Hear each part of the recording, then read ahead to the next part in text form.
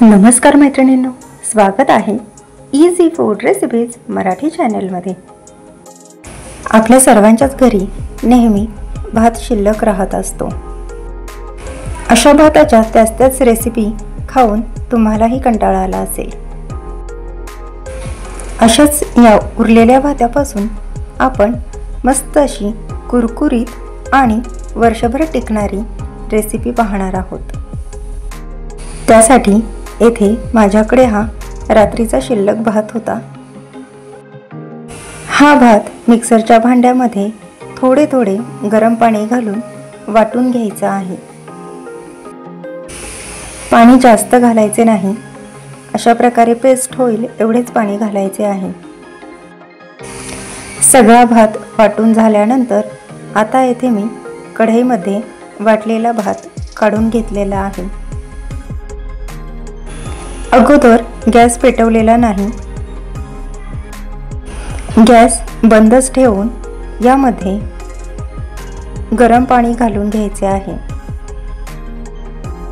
गरम पाणी घालून ह्याचे व्यवस्थित मिश्रण तयार करून घ्यायचे आहे।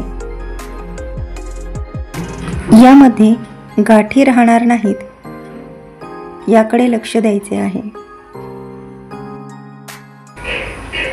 सर्व मिश्रण अशा प्रकारे मिक्स झाले पाहिजे। पाणी जास्त घालायचे नाही, कारण परत पाणी आटवायला जास्त वेळ मिश्रण शिजवावे लागेल। अशा प्रकारे मिश्रण एकत्र करून झाले आहे। आता गॅस पेटवून घ्यायचा आहे। मध्यम गॅसवर हे मिश्रण 5 ते 7 मिनिटे शिजवून घ्यायचे आहे। मिश्रण सतत ढवळत राहायचे आहे, कारण कढईला मिश्रण खाली चिकटून गाठी होऊ शकतात। चवीनुसार मीठ घालून घ्यायचे आहे। तसेच आवडत असेल तर भाजलेले जिरे किंवा ओवा सुद्धा यामध्ये आपण घालू शकतो।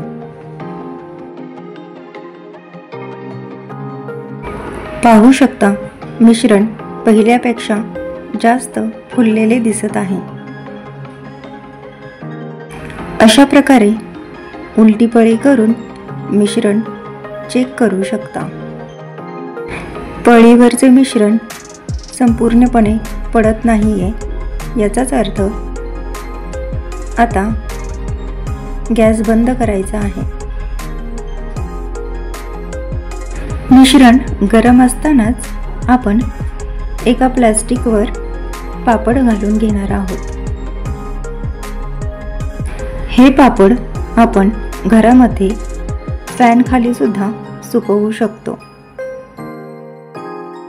1 दिवस घरामध्ये सुकवल्यानंतर 2 दिवस हे पापड उन्हामध्ये चांगले वाळवून घ्यावेत, म्हणजे पापड वर्षभर खराब होत नाहीत।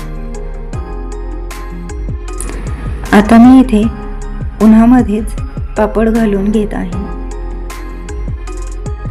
पापड जर व्यवस्थित सुकलेला नसेल तर तो तळल्यानंतर व्यवस्थित फुलत नाही। कढईमध्ये तेल तापलेले आहे।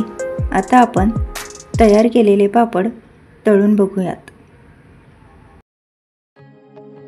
पाहू शकता, पापड दुप्पट असा फुललेला आहे। रेसिपी आवडली असेल तर नक्कीच व्हिडिओला लाईक, शेअर आणि चॅनेलला सबस्क्राईब करायला विसरू नका।